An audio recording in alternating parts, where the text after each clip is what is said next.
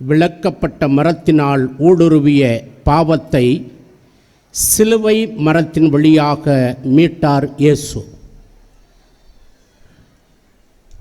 இறைவன் இயேசுவில் அன்பு நிறைந்தவர்களே, கோணான்குப்பம் புனித பெரியநாயகி அன்னையினுடைய திருத்தலத்தில் நடைபெறுகின்ற புனித பெரிய வெள்ளி நிகழ்வு அனைத்திலும் கலந்து ஆண்டவருடைய கல்வாரி பலியிலே பங்கெடுத்து திருச்சிலுவை பாதையினுடைய உட்பொருளை அறிந்து இயேசு ஆண்டவருடைய பாடுகளுடைய சரிதையை நீண்ட ஒரு வாசகமாக கேட்டு நாம் அமர்ந்திருக்கிறோம். பிரியமானவர்களே, ஒரு தாய்க்கு ஒரு மகன், அந்த ஒரு மகனை அன்போடு பாசத்தோடு அந்த குழந்தைக்கு மகனுக்கு வேண்டிய அனைத்தையும் பார்த்து பார்த்து செய்து கொண்டிருந்த அந்த தாய், அம்மா அம்மா என்று தாய் செல்லுகின்ற இடமெல்லாம் அம்மா பின்னால் சென்ற மகன். காலங்கள் கடந்தன, ஆண்டுகள் உருண்டோடின. அந்த சிறுவன் வளர்ந்து விவரம் தெரிந்த நிலைக்கு கடந்து போகின்ற பொழுது அந்த மகனிடத்திலே சில மாற்றங்களை அந்த தாய் கண்டாள். அம்மா அம்மா என்று அன்பொழுக தன் பின்னால் வந்த அந்த மகன் காலப்போக்கில் தன்னை அணுகாது, தன்னிடம் வராது, தான் கொடுக்கின்ற உணவை கூட நேரத்துக்கு வந்து சாப்பிடாமல் ஒதுங்கி ஒதுங்கி மகன் போவது கண்டு தாய் சற்று வேதனை அடைகிறாள். இன்னும் சில நாட்கள் கடந்து போகின்ற நிலையில் சாப்பாட்டுக்கு வருவதையே அந்த மகன் நிறுத்திவிட்டான். ஏன் என் மகன் இப்படி என்னை விட்டு விலகி கொண்டே போகிறானே என்று அறிய ஆசைப்பட்ட அந்த தாய் ஒரு நாள் மகன் வீட்டுக்கு வருகிற பொழுது மகனிடத்தில் அன்பொழுக ஒரு செய்தியை, கேள்வியை தெளிவுக்காக கேட்டாள் அந்த தாய். அந்த மகன் சொன்ன பதில் தன் தாயை தூக்கி வாரி போட்டது. இனிமேல் நீ கொடுக்கின்ற உணவை நான் சாப்பிட தயாராக இல்லை. உன்னை பார்த்தாலே எனக்கு வெறுப்பாக இருக்குது, வேதனையாக இருக்குது. நான் உன்னை பார்த்தா பாவம். இனிமேல் நான் இந்த வீட்டுக்கு வரமாட்டேன். நீ கொடுக்கிற சாப்பாடை நான் சாப்பிட மாட்டேன். நான் எங்கேயாவது நான் போயிடுறேன். உன்னை பார்ப்பதற்கு எனக்கு அருவருப்பாக இருக்கிறது என்று சொன்னான். அந்த தாய் சொன்ன வார்த்தை தன்னுடைய மகனுக்கு, ஏன் என்னை வெறுக்கிறாய்? என்ன காரணம்? அவன் சொன்னான், உன் முகமெல்லாம் விகாரமாக இருக்கிறது. உன் கையெல்லாம் வரக்கூடாத நோய் வந்து குஷ்டரோகம் போல் இருக்கிறது. இத்துணை ஆண்டுகள் நீ கொடுக்கிற இந்த உணவை, இந்த முகத்தை பார்த்து தான் நான் சாப்பிட்டேன் என்பதில் எனக்கு ரொம்ப மனசு கஷ்டமாக இருக்குது. இனிமேல் உன்னை பார்க்க மாட்டேன் என்று சொன்னான். அப்பொழுது அந்த தாய் சொன்ன வார்த்தைகள், மகனே, உன்னை காப்பாற்றுவதற்காகத்தான் இந்த தாய் நான் பட்ட வேதனை, கஷ்டம், நான் சிந்திய இரத்தம் உன்னை வார்த்து வளர்த்து உருவாக்கி இருக்கிறது. உனக்கொன்று சொல்லுகிறேன், நீ பால் குடிக்கின்ற பருவம், உனக்கு பால் கொடுத்து தொட்டிலே உன்னை நான் படுக்க வைத்துவிட்டு தூங்க வைத்த நிலையில், அம்மா தண்ணி எடுக்கிறதுக்காக நான் கொஞ்சம் தூரமாக போனேன். தண்ணி எடுத்து கொண்டு வருகிற பொழுது நம்ம வீடு பக்கத்தில் உள்ள வீடுகளை எல்லாம் தீ சுவாலை விட்டு எரிந்து கொண்டிருந்தது. எல்லா வீடுகளும் தீப்பற்றி கொண்டது.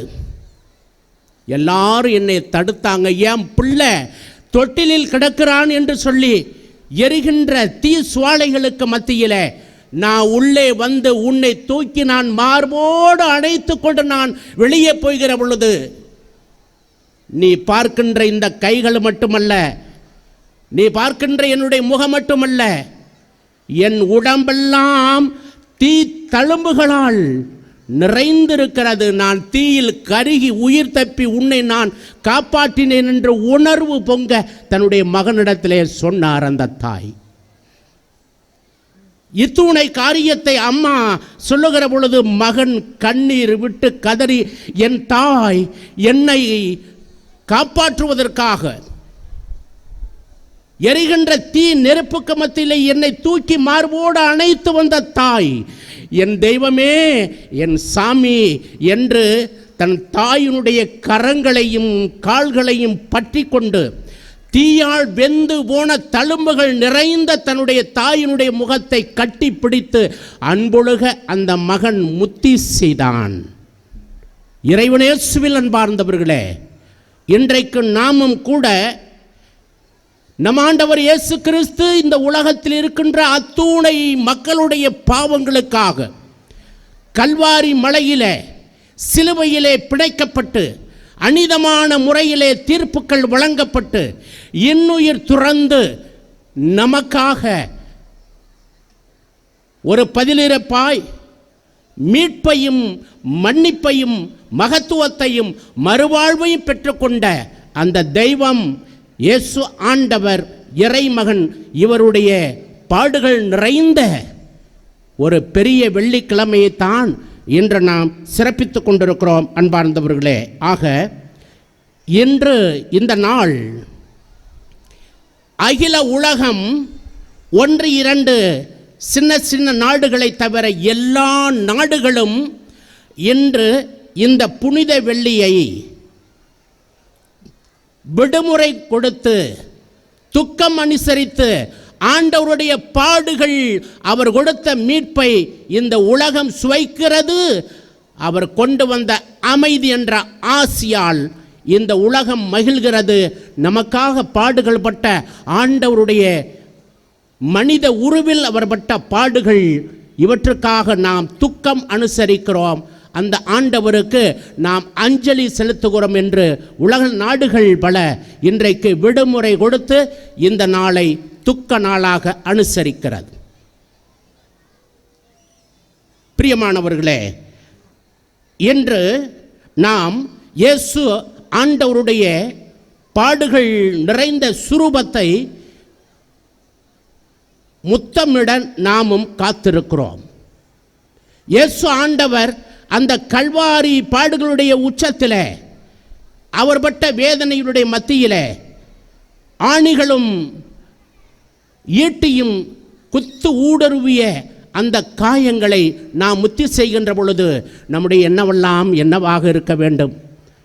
கடவுளே, மனு உரு எடுத்தலில் எங்களுக்காக நீர்பட்ட பாடுகளுடைய அந்த துன்பம் துளைத்தெடுத்த ஆணி உண்டாக்கிய அந்த 5 காயங்கள் எங்களுக்காகத்தானே இறைவா, எங்களுக்காகத்தானே இவ்வளவு துன்பங்களை நீ சுவைத்தீர் என்று சிந்தனையோடு நாமும் கூட கண்ணீர் மல்க அவரை கட்டி ஆறத் தழுவி ஆண்டவருடைய காயங்களை நாம் முத்தி செய்த காத்திருக்கிறோம். பிரியமானவர்களே, ஆக இந்த இயேசு ஆண்டவர் இவருடைய பாடுகளை நாம் புரிய வேண்டும் என்றால் கடவுள் இந்த உலகத்திற்கு மனிதனாக நம்மை போன்று ஒரு குடும்பத்தில் குழந்தையாக அவர் பிறந்தார். ஒரு சாதாரண ஒரு குடும்பத்தில் யோசேப்பு சூசை என்ற தம்பதியினுடைய வார்ப்பு வளர்ப்பு உருவாக்கத்தில் அவர் தன்னுடைய முன்னெடுப்பில் செய்த சேவைகளும் ஆற்றிய பணிகளும் அவர் செய்த சாதனைகளான புதுமைகளும் மீண்டும் ஒரு முறை இந்த பெரிய வெள்ளி கிழமையில புனித பெரிய நாயகி அம்மாவுடைய திருத்தலத்தில் பல்வேறு இடங்களிலிருந்து பெரும் திரளாக வந்திருக்கின்ற நாம் சிந்திப்பது எத்துணை பொருத்தமானது என்பதை நான் நினைவு கூர்ந்து இந்த செய்தியை உங்களுக்கு நான் வழங்குகிறேன். பிரியமானவர்களே, ஆண்டவர் இயேசு என்னவெல்லாம் செய்தார், ஏன் இவருக்கு இத்துணை எதிர்ப்புகள் மரண தண்டனை என்று பார்க்கின்ற பொழுது திருவிவிலியம் தெளிவான செய்திகளை நமக்கு பசுமையாக நினைவுபடுத்துகிறது. 1-2 காரியங்களை மட்டும் நான் சொல்வதற்கு தயாராக இருக்கிறேன் அன்பார்ந்தவர்களே. ஆக இயேசு ஆண்டவருடைய புதுமைகளால் நடை இழந்த கால்கள் நடை பெற்றன, செயல் இழந்த கைகள் செயல்பட்டன, ஒளி இழந்த கண்கள் பார்வையை பெற்றன. ஒதுக்கி வைக்கப்பட்ட பெண்கள் சமூகத்தில் 2ஆம் 3ஆம் தர குடிமக்களாக ஒதுக்கி வைக்கப்பட்ட பெண்கள் உலா வந்தனர். பாவத்தில் உழன்றவர்கள் பாவ மன்னிப்பை பெற்றனர். சட்டங்கள் சம்பிரதாயங்கள் அனைத்தும் புறம் தள்ளப்பட்டன. கடவுளின் சாயலான மனிதம் பெரிதும் மதிக்கப்பட்டன. கடவுளின் நீதி வெளிப்பட அநீதம் ஆட்டமிழந்தது.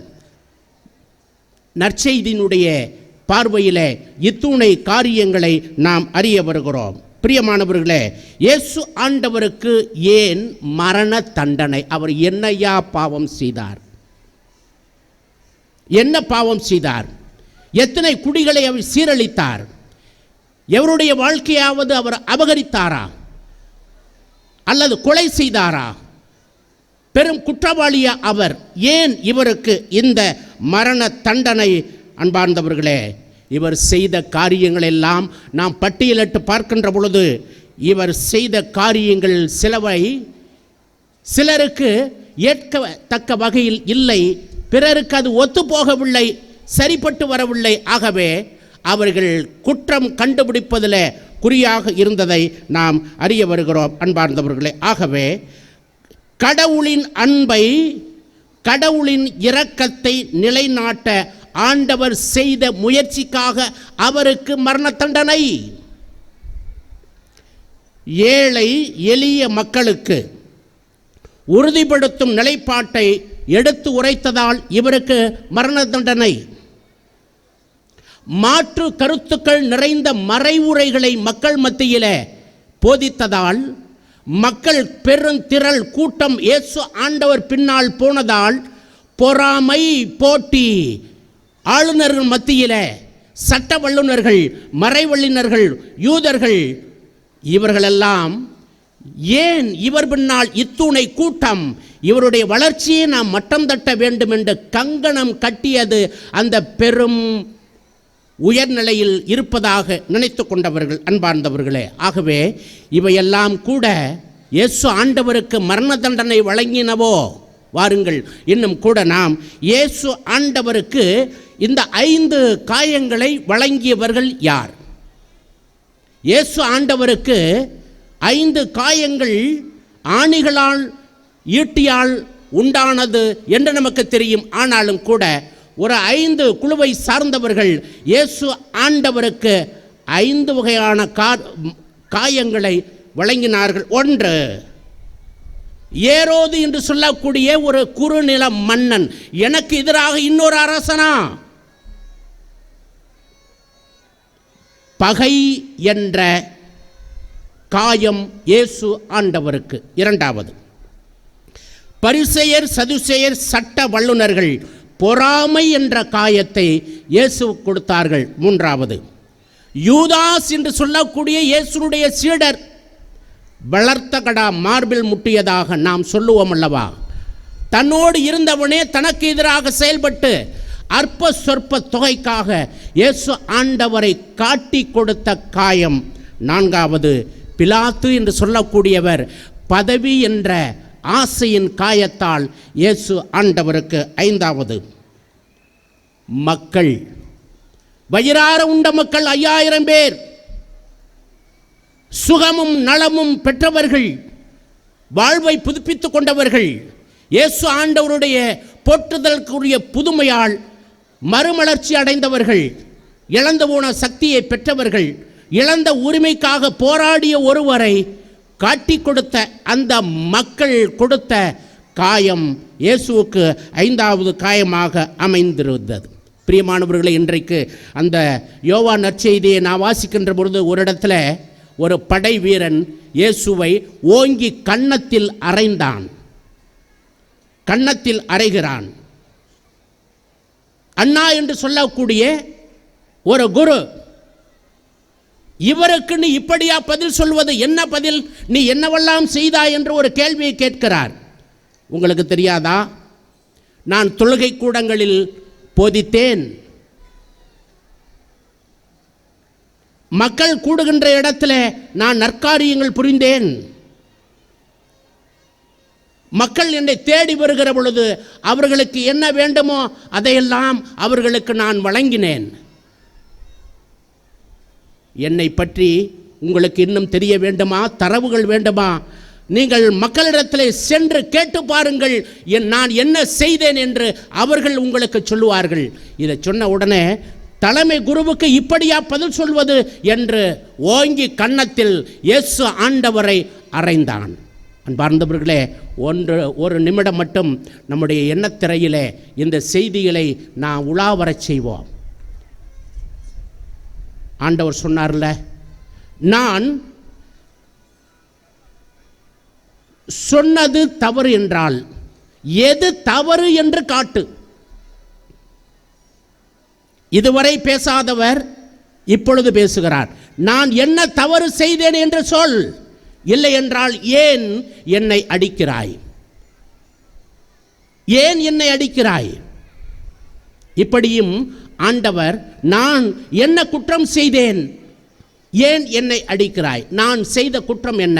நம்முடைய எண்ணத்திரையில் இப்படி கூட 1-2 செய்திகளை அப்படியே தியானித்து பார்ப்போம். இயேசு ஆண்டவர் சொல்வதாக நாம் நம்முடைய எண்ணத்தில் நான் யோசித்து பார்ப்போம். பிரியமானவர்களே, நான் என்னையா தவறு செய்தேன், பாவம் செய்தேன், குற்றம் செய்தேன், ஏன் என்னை அடிக்கிறாய்? தந்தை கடவுள் இந்த உலகத்துக்கு அவருடைய மகனாக என்னை அனுப்பினார். நான் மாட்டுக்குடிலில் பிறந்தேன், அது நான் செய்த குற்றமா தவறா? தேவையில் இருப்போர் மகிழ்ச்சி அடைய வேண்டும், குறைவுகள் களையப்பட வேண்டும், நிறைவான ஆசி கிடைக்க வேண்டும் என்று கானாவூரில் தண்ணீர் திராட்சை ரசமாக மாற்றி மணமக்களுக்கு விருந்தினர்களுக்கு மகிழ்ச்சியை கொடுத்தேனே, அப்புதுமை செய்தது நான் செய்த குற்றமா பாவமா? நடக்க இயலா நிலையில் இருந்த ஒரு மாற்றுத்திறனாளி, கால்களை இழந்தவன், அவனை நடக்க செய்தேனே, இது நான் செய்த பாவமா குற்றமா? ஏன் என்னை அடிக்கிறாய்? பேய் பிடித்த பெண்ணுக்கு விடுதலை கொடுத்தேனே, பேயினுடைய தாக்கத்திலிருந்து, அது குற்றமா? பார்வையற்றவன் ஒருவன், தாவீதின் மகனே என் மீது இரக்கம் வையும், எனக்கு பார்வை வேண்டும் என்று சொல்லி பரிந்துரை செய்தானே, பார்வை கொடுத்தது நான் செய்த குற்றமா, நான் செய்த பாவமா? ஏன் என்னை அடிக்கிறாய்? 18 ஆண்டுகள் உதிரப்போக்கு நோய், எனக்கு சுகம் வேண்டும், நலம் வேண்டும், 1000 மக்கள் மத்தியிலே அத்துணை ஆண்களை ஒதுக்கிவிட்டு என் ஆடையினுடைய விளிம்பை தொட்டால் எனக்கு சுகம் கிடைக்கும் என்ற ஒரு யூத பெண், தொட்டவுடன் நோய் நீங்கிற்றே, அது நான் செய்த குற்றமா? ஏன் இறந்த யாயிர் மகள், மார்த்தா மரியா சகோதரன் லாசர், விதவை தாயின் மகன், இவர்களெல்லாம் இறந்த பின்னும் கூட மீண்டும் அவர்களுக்கு உயிரை கொடுத்து இந்த உலகத்தில் மீண்டும் நீ வாழ வேண்டும் என்று உலாவரச் செய்தது நான் செய்த குற்றமா தவறா? ஏன் என்னை அடிக்கிறாய்? பசியோடு இருந்தவர்கள் ஆண்கள் 5000 பேர், இன்னொரு இடத்துல 4000 பேர், பெண்களும் குழந்தைகளும் தவிர இவர்களுக்கெல்லாம் உணவு கொடுத்தேனே, ஒரு தாய் நிலையில் இருந்து கொண்டு, இது நான் செய்த குற்றமா பாவமா? ஏன் என்னை அடிக்கிறாய்?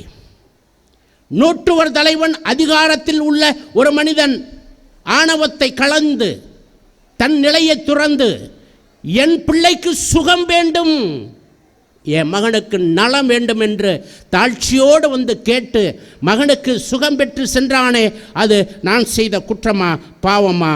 ஏன் என்னை அடிக்கிறாய்? என்ன குற்றம் நான் செய்தேன்? ஆண்டவர் என்ன குற்றம் செய்தார்? அன்பார்ந்தவர்களே, நீங்களும் நானும் யோசித்து பார்ப்போம். ஆண்டவர் செய்த பாவம் என்ன, குற்றம் என்ன? ஏன் அவருக்கு இப்படியான ஒரு இழிவான ஒரு மரணம்? செய்யாத குற்றத்தை பெரும் குற்றம் செய்தவர்களுக்கு ரோமை பேரரசு சிலுவையிலே அவர்களுக்கு மரண தண்டனையை கொடுக்கும். ஒரு குற்றமும் செய்யாதவர் மரண தண்டனை பெற்று சிலுவையிலே 3 ஆணிகளால் பிடைக்கப்பட்டு குற்றுயிரும் கொலை உயிருமாக அவர் தொங்கிக் கொண்டிருக்கின்ற காட்சியை நம் கண்முன் கொண்டு வருவோம் பிரியமானவர்களே. ஆக இந்த சிலுவை பாடுகளுடைய பயணம் இன்றைக்கு நமக்கு ஒரு பாடத்தை நினைவுபடுத்துகிறது. அதில் அன்பின் ஊற்று நீதியின் பிறப்பிடம் 3 ஆணிகளில் தொங்கிக் கொண்டிருக்கிறது. விண்ணுக்கும் மண்ணுக்கும் நடுவே தொங்குகின்ற ஆண்டவரை நாம் கண்முன் கொண்டு வருவோம். கொடுத்து சிவந்த கைகள் கூரிய ஆணிகளால் சிவந்தனவே, பிஞ்சு உள்ளம் நஞ்சு உள்ளமாக மாறி போயினவே. அன்பை, இரக்கத்தை, மீட்பை, மன்னிப்பை பேசிய இயேசு ஆண்டவருடைய நாவு இப்பொழுது அன்னத்தோடு அது ஒட்டி வறண்டு போயினவே, தாகமாக இருக்கிறேன் என்று ஆண்டவர் சொன்னாரே. பாவத்தின் கொடுமையையும் அன்பின் ஆழமும் இன்று இப்பொழுது சந்தித்து கொண்டன. ஆண்டவருடைய பாடுகளிலே பாவத்தின் கொடுமையும் அன்பின் ஆழமும் சந்தித்து கொண்டன. பாவத்தின் முடிவு மனிதனுடைய தொடக்கமானது. பாவத்தின் முடிவு மனிதனுடைய தொடக்கமானது. மரண வேளையிலும் கூட ஆண்டவர் இயேசு அறியாது இவர்கள் செய்கிறார்கள், இவர்களை மன்னியும் பரம தந்தையை நோக்கி நம் ஆண்டவர் இயேசு கிறிஸ்து கண்ணீரோடு அவர் செபிக்கின்ற கல்வாரி காட்சி இலகிய இதயம் இருக்கின்ற நமக்கு உள்ளத்தின் பள்ளத்தில் வேதனையை சுரக்கச் செய்கிறது.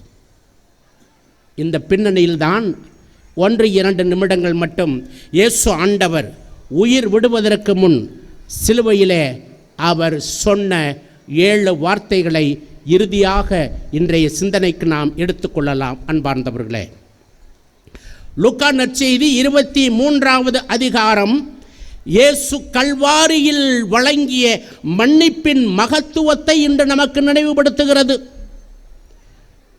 தந்தையே, இவர்களை மன்னியும்.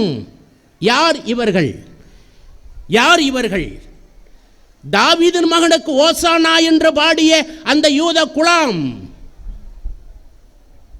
எபிரேயரின் சிறார்கள், கையில் குருத்தோலை வாஞ்சையோடு அழைத்து கொண்டு போன மக்கள் அவரை கையளித்தார்களே.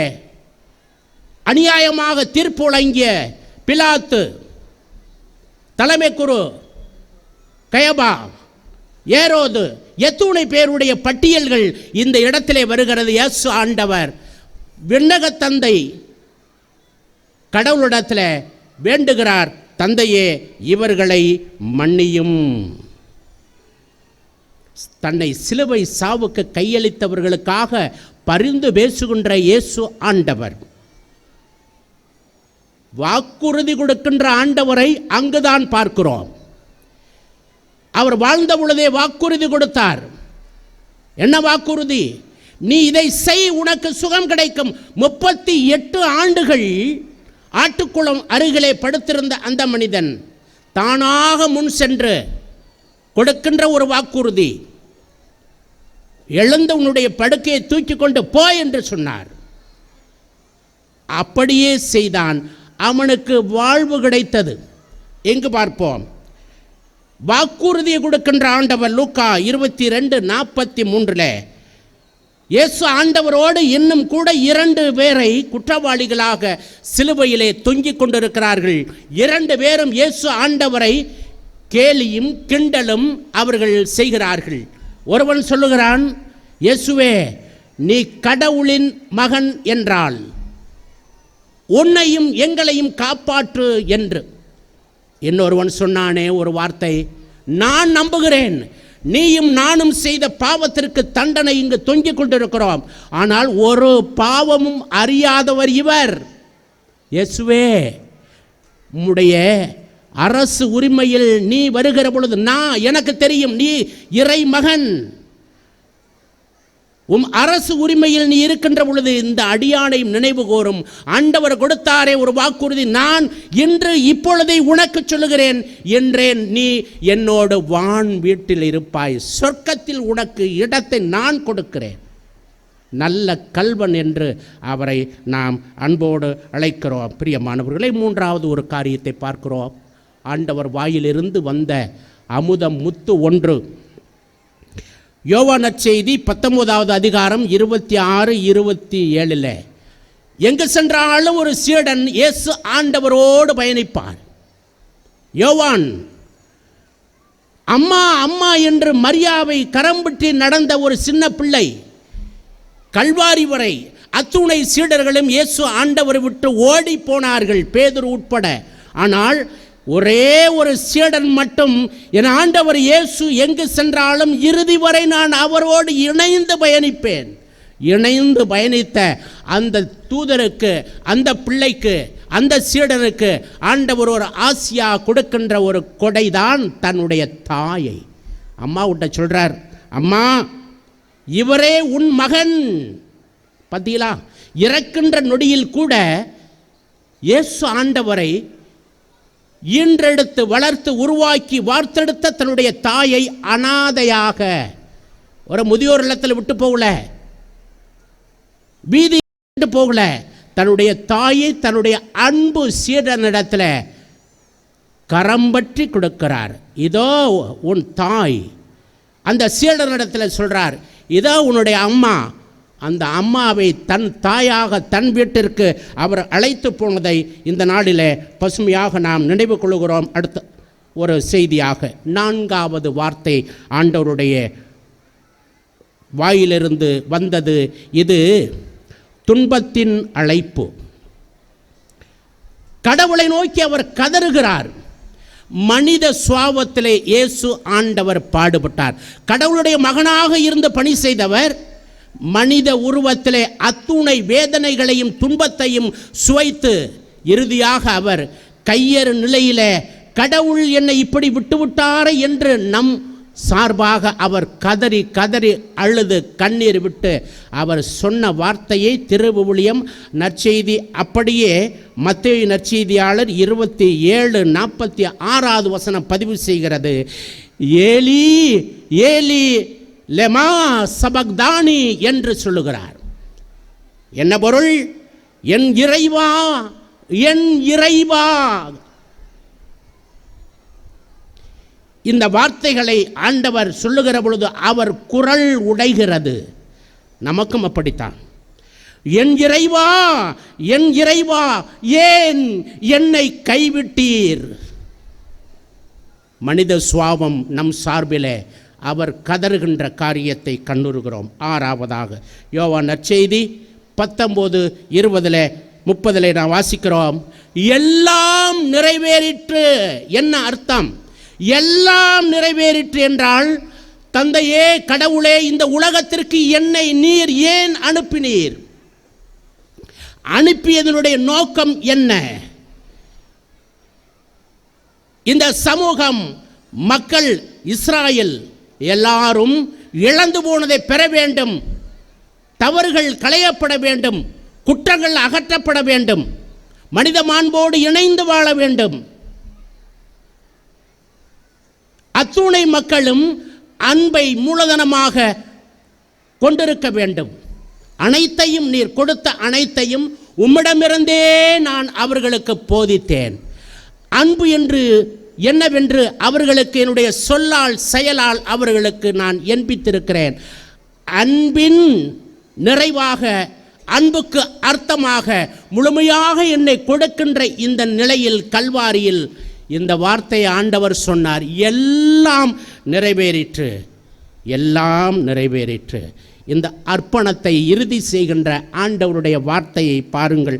லூக்கா 23வது அதிகாரம் 48 கடைசியாக சொன்ன ஆண்டவரின் இறுதியான அந்த வார்த்தை, தந்தையே, அப்பா, உம் கையில் என் ஆவியை ஒப்படைக்கிறேன். வந்தவர் தந்தையிடத்தில் திரும்பி சென்றார். மீண்டும் அவர் நமக்காக வருவார். கல்வாரியினுடைய கனிகள் மன்னிப்பின் உச்சமாக இருக்கட்டும். மனித வாழ்வு அன்பை அடித்தளமாக கொண்டிருக்கட்டும். ஒரு முறை வாழ்ந்தாலும் எனக்காக அல்ல, எல்லாருக்குமாக வாழுகின்ற நிறைவான ஆசிய நல்ல இறைவன் ஆண்டவருடைய பாடுகளுடைய பயன் இன்னும் கூட ஒரு ஜெபமாக நாம் நிறைவு செய்வோம். ஆண்டவரே, நீர் அமைதியை கொண்டு வந்தேன் என்று சொன்னீரே, அந்த அமைதியை இன்னும் நாங்கள் சுவைக்க தொடங்கவில்லை. உலகின் பல்வேறு நாடுகளிலே சண்டைகள், சச்சரவுகள், பிளவுகள், அமெரிக்காவும் இஸ்ராயலும் ஈரான், இந்த நாடுகளில் நடக்கின்ற சண்டையால் எங்களை போன்ற சாதாரண கிராமத்தில் இருக்கக்கூடியவர்கள் கூட அமைதியை இழந்தவர்களாக இருக்கிறோம். இந்த உலகத்தில் அமைதியை கொடு ஆண்டவரே, எமக்காக பாடுபட்ட தெய்வமே என்று செபித்த வண்ணம் தொடர்ந்து நாம் இந்த நாளை சிறப்பிப்போம்.